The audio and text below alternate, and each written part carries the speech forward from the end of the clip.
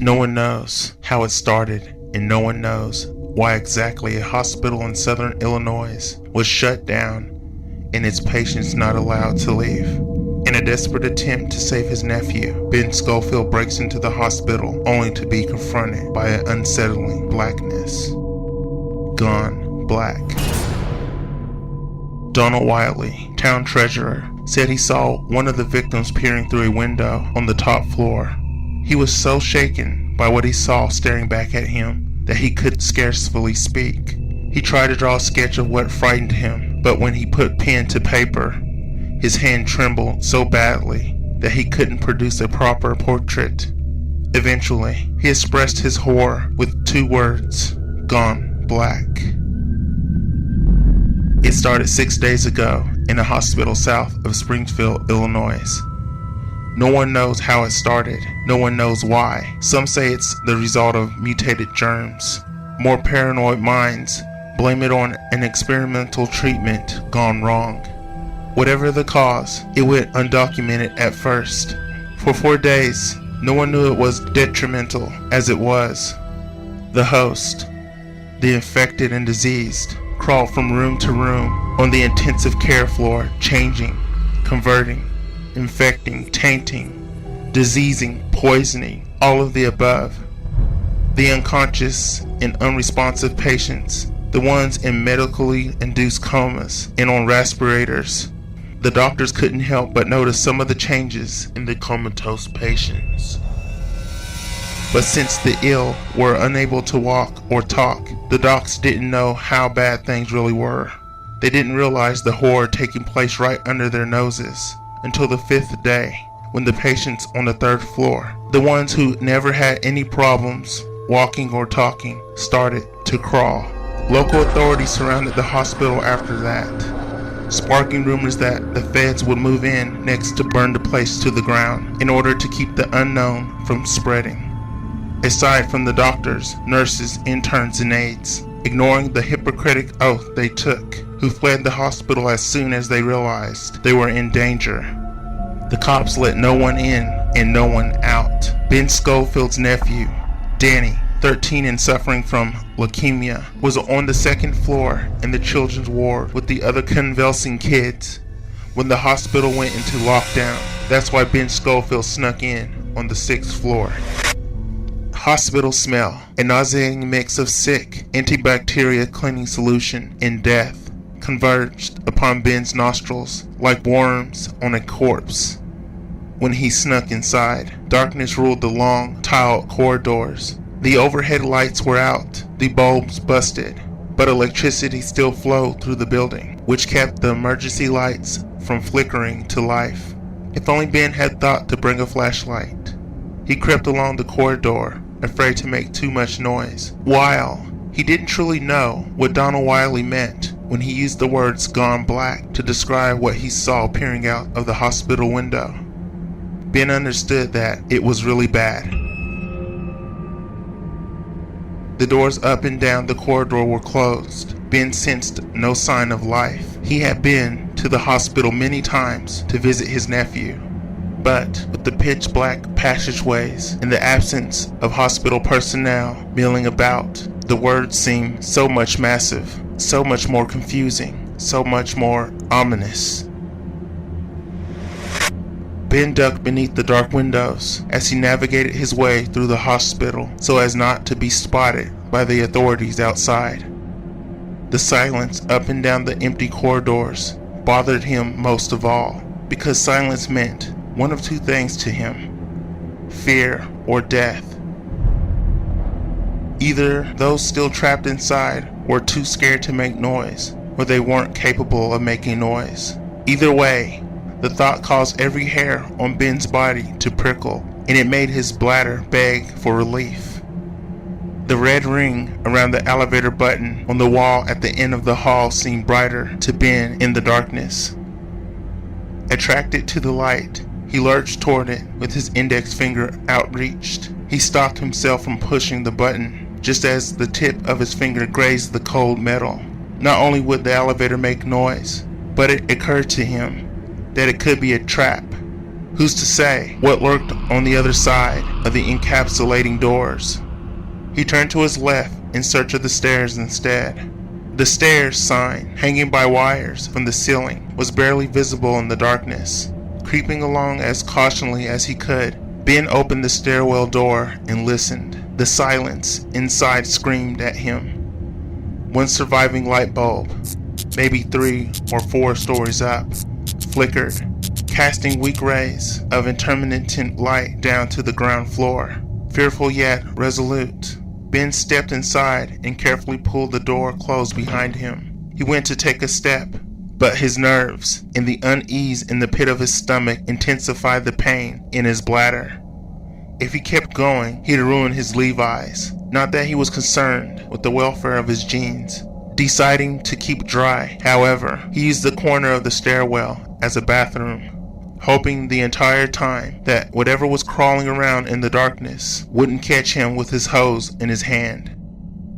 With the aching alleviated, Ben crept up the first flight of stairs to the door-less landing. He increased his pace to 2 steps at a time when he heard something like a sandbag thudding against the stairs overhead. He reached the 2nd story, landing just as the source of the thudding came into view. It slumped down the flight of stairs, connecting the 2nd and 3rd floor. And suddenly, Ben knew exactly what Donald Wiley meant when he uttered the words, "Gone black." "Holy Mother!" Ben gasped. The thing, the former human, didn't make a sound, although its mouth hung open in a gaping skull. Ben fell back against the 2nd floor door, with his right hand groping for the handle behind him. The thing, one of the unfortunate patients from the 3rd floor by the looks of it. It wore a blue hospital gown, along with an intravenous catheter, complete with the tube and fluid bag trailing it on the stairs. Still taped to its arm, came closer. Its eyes were wide, although no eyeballs looked back at Ben. The sockets were empty, nothing more than enormous black pits. Its mouth, a toothless, tongueless, ebony orifice, opened wider. Oddly enough, Ben found himself gawking in a wide-eyed horror at how the creature didn't crawl as much as it dragged itself along with its deformed and elongated arms, easily equaling the entire length of its shriveled body and abnormally long, bony fingers. "He's gone black," Ben thought to himself about the pitiful patient. The poor sap's gone black.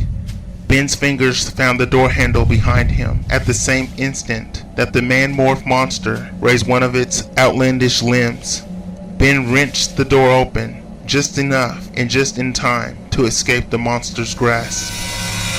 He held the door closed behind him, sweat seeping down his forehead and face. Without thinking about what kind of hell he might have just stepped into on the 2nd floor, he waited, holding the handle in a white-knuckle grip, expecting to feel the monster tugging on the other end. But the force he expected never came. After minutes that felt like endless hours, Ben let go of the handle and headed for the children's ward. He stumped his sneakers against the tile floor in an all-out run, no longer caring how much noise he made. He'd been spotted, and that's all that mattered. He had to find Danny, and they had to get away, assuming Danny hadn't already been found. In the darkness, Ben saw the glare of the children's ward window plastered with colorful drawings and paper cutouts. He recognized the black and red Flying V guitar Danny had constructed before his 13th birthday. It gave him chills to think the hands that had created that small piece of art might now be freakishly long. Ben slid to a stop at the end of the hall and tugged on the door there, but the door wouldn't budge. "Son of a," Ben hollered. He cupped his hands against the window to look inside. Just like the rest of the hospital, the children's ward was dark except for a few machines that disturbed the blackness with their blinking lights. The sight made Ben sick to his stomach. After all that these children had suffered through, pain that would have even the most dedicated masochists begging for death. They were left alone by the very people responsible for making them well again, who were the real monsters. The doctors who had bailed on their patients, or the patients who had transformed into something that no one had a name for. Ben spat the bitter taste of bile from his mouth, and reeled around in search for something that would shatter the glass. A wheelchair folded against the wall by the nearest nurse's station would do the trick. As he reached to grab it, his eyes landed on something else that took his breath away. A woman with normal features. "Hey!" Ben hollered at the woman lying on the floor beneath the counter of the nurse's station. Relieved to see another human without black pits for eyes or an unhinged jaw, the absurdity of the woman's position didn't immediately occur to him. She was flat on her back, her eyes closed. "Hey!" Ben said again, dropping to his knees beside her. "Wake up!" He leaned close to read her name tag. "Wendy! I need you to help me!" He shook her by the shoulders, and that's when he realized that something wasn't right. Her flesh was cold. Her eyes didn't open, and her lips didn't move. "Oh no," Ben grumbled. He felt for a pulse in her neck, though he knew he wouldn't find one. Despite the absence of blood on her body, Wendy was dead. It didn't make sense to Ben at first. How could she just be dead when all the rest were changing into something so sickening? Then he saw the syringe hidden between her fingers. The needle still stuck in her side. "Suicide," Ben muttered, his hope fading. He turned away from the dead nurse and picked up where he left off. He grabbed the wheelchair by the handles and swung it with all his might at the window that looked in upon the children's ward. After 3 blows, a crack spread through the glass.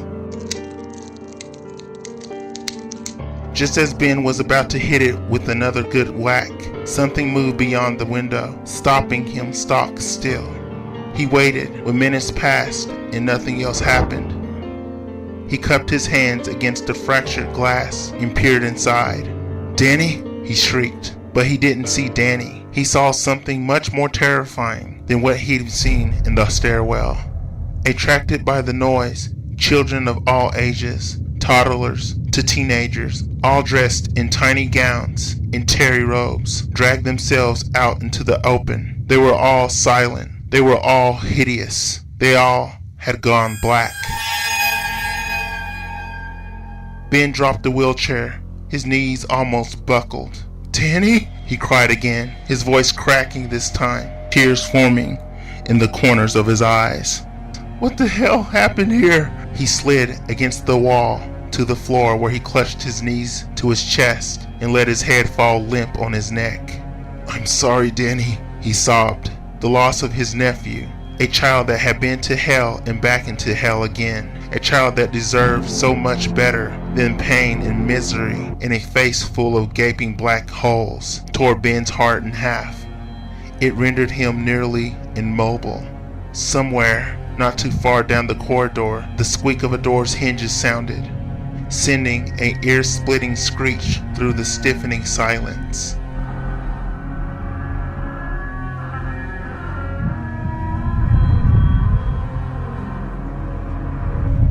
Although he heard the noise, Ben didn't lift his head. If the monsters were coming for him, then he didn't want to see. Instead of prodigious palms slapping against the floor, however, another noise met his ears. "Ben?" the voice said, and Ben knew who it belonged to. "Danny?" he shrieked. "Ben!" Danny shouted. With only 9 years separating the two, they were more like brothers. Danny never called Ben uncle. Ben pulled himself to his feet and drew himself at the frail boy. "They've all mutated into monsters," Danny uttered, his voice a mixture of shock and despair. "You're the only one left?" Ben asked. "They all killed themselves," Danny said. "They wanted me to do it too." He put his hand in the pocket of his robe and withdrew a fully loaded syringe. "What's inside?" "I don't know." Ben tore the syringe from Danny's hand and hurled it down the hall. "Thank God you didn't use it. I'm going to get you out of here." Danny swallowed hard. "There's no way out," he said. "I got in, didn't I?" "But how? They won't let anyone out. They want us to die here. There are guards at every one of the doors." Ben agreed. "But there's no one at the loading docks. At least, there wasn't," he said, flashing an uneasy smile to reassure the boy, although he couldn't reassure himself. "Come on, let's get out of here." Ben grabbed Danny's atrophied upper arm, being careful not to squeeze too hard, and pulled him back toward the stairs. "They're everywhere," Danny whispered. His wide eyes, set over sunken cheeks, roamed the halls for the horrors he had lived with during the past 2 days. "They won't get us," Ben said, even though he didn't completely believe himself. He put a finger to his lips, indicating that he needed Danny to be quiet. When they reached the end of the hall, and he was once again faced with choosing the elevator or the stairs, still wary about confining himself inside of a vertically escapable box, Ben tiptoed to the stairwell and pressed his ear against the door. Silence. Why the hell were these things so quiet? Ben waited for Danny to stand back before opening the door. Opening it was like opening Pandora's box, just a crack. An oversized hand, long, bony, pale, and bulging with veins, shot past the door frame in pursuit of Ben's ankles. Danny screamed. Ben threw his weight against the door. He could feel the bones in the monster's arm explode, like the exoskeleton of a beetle under a boot. "Elevator!" Ben barked. Danny smacked the button on the wall, and the machine came to life. The glowing digits above the elevator doors indicated that the lift had been stopped and waiting at the 6th floor. "Come on!" Ben groaned, bouncing on the balls of his heels in anxious anticipation of the elevator. "Ben," Danny said in an empty whisper. He tugged on the tail of his uncle's shirt. When Ben turned around, he saw what took Danny's breath away. Coming down the corridor, dragging its shriveled shape straight toward them, was another patient gone black, this one covered in scar tissue from third-degree burns. Ben swatted his hand against the elevator button several times in a row, as though pressing the button again and again would communicate to the machine that lives were on the line. "Come on," he urged the lift. His eyes bounced back and forth from the numbers overhead to the monster gaining on them. "Ben!" Danny pleaded. "We're going to make it," Ben insisted. The number 4 flashed overhead. The monster's flesh squeaked against the waxed floor. The number 3 lit up. The monster reached the end of the hall, its empty expression never changing, its speed never increasing. It advanced at its own pace, confident that it would get what it wanted. "Ben!" Danny's voice quivered. He tugged harder on his uncle's shirt. "It's gonna be all right," he said, putting a reassuring hand on Danny's shoulder. "We're gonna make it." The worst part of it wasn't the fear or knowing what would become of them if the monster caught up. The worst was that the damn thing didn't make a sound. It just stared with empty eyes in its cavernous mouth as it came closer. It didn't shriek or growl or hiss like the otherworldly oddities in the movies. It was utterly silent, which made it all the more unnerving. Danny tried one last time to pull Ben away from the elevator, just as the monster lunged and the elevator dinged, the doors mercifully rolling open. At that, Ben scooped Danny up in his arms, and together they fell backward into the elevator. The monster fell short in its attack. Ben hit the floor hard, causing the elevator to bob on its cables. Danny trembled in Ben's arms. "Close, damn you!" Ben hollered at the elevator doors, but they didn't close, and the monster crept closer. "No!" Ben screamed. He kicked the creature right in its extended jaw, but it was too late. The thing had already touched one of its extra long limbs to Danny's bare skin. It retreated, satisfied, just as the elevator doors closed.